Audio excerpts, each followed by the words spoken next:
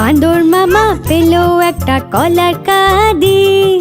কলা দেখে বাঁদর মামা লাফালো খুবই।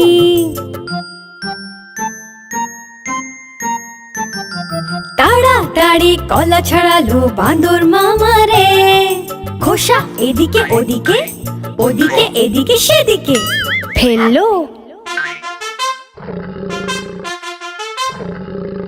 বড় টুকরো মুখে ঢুকিয়ে মুখ খুলে পুরো কলা চিবোলো।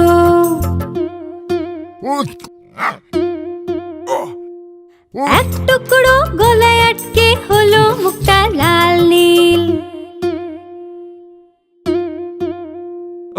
ভালুক দাদা তখন বাঁদর মামার পিঠ চাপড়ে জল খাইয়ে বোঝালো ওকে, মুখে খাবার কখনো বেশি নিও না, ছোট টুকরো নেবে, মুখ বন্ধ করে চিবোবে। মুখে খাবার কখনো বেশি নেবে না, ছোট টুকরো নেবে, মুখ বন্ধ করে চিবোবে।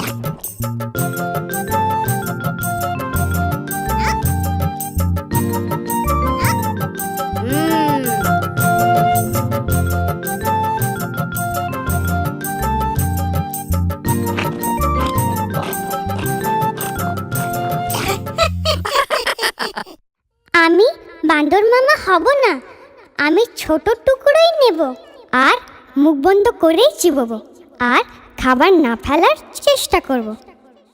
তোমরা তোমাদের খাবার কিভাবে খাও কমেন্টে লিখে আমাদের জানাও।